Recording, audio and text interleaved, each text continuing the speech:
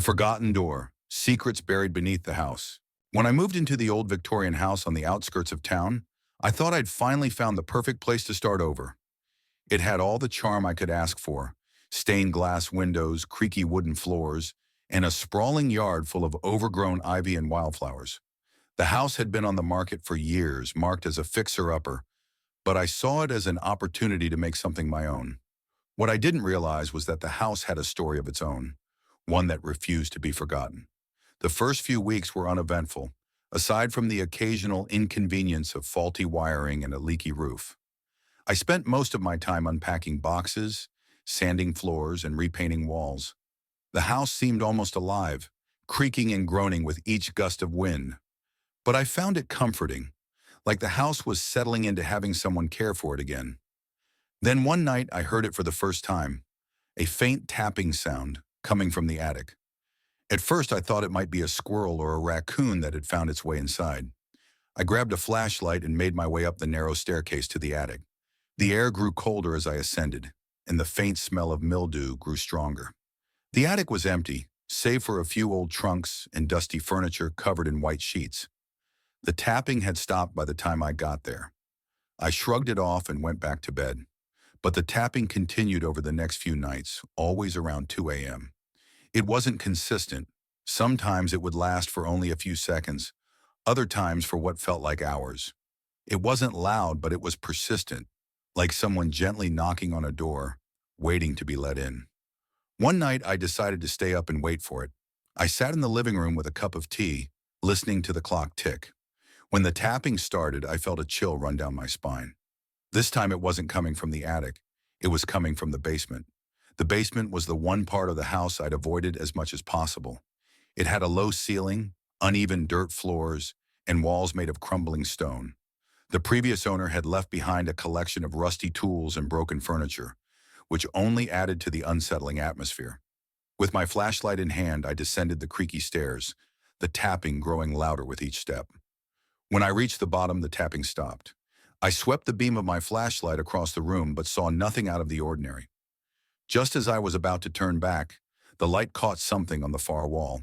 There was a door, a small wooden door that I hadn't noticed before. It was partially obscured by a stack of old boxes, and it didn't match the rest of the house. The wood was darker, and the hinges were rusted but intact. Curiosity got the better of me. I moved the boxes aside and tried the handle. It was locked. As I stood there, debating whether to leave it alone, I heard a faint whisper.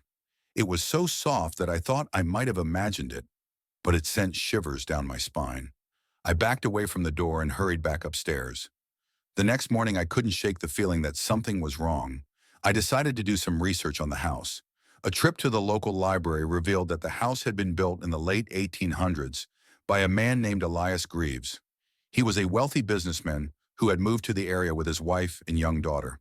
The house was the envy of the town at the time, but tragedy struck when his daughter, Abigail, disappeared without a trace. The official story was that she had wandered into the woods and gotten lost, but rumors suggested something far darker. Some people believed Elias had been involved in occult practices and that Abigail's disappearance was a result of one of his rituals gone wrong. As I read more, I found mention of a hidden room in the house, supposedly built by Elias for his experiments. The description matched the small door in my basement. My heart sank. Could it be that the whispers and tapping were connected to Abigail's disappearance? That night I couldn't sleep. The house felt heavier, like it was holding its breath. At exactly 2 a.m., the tapping started again, louder this time. It was coming from the basement door. I knew I couldn't ignore it anymore. Armed with a crowbar and my flashlight, I made my way downstairs.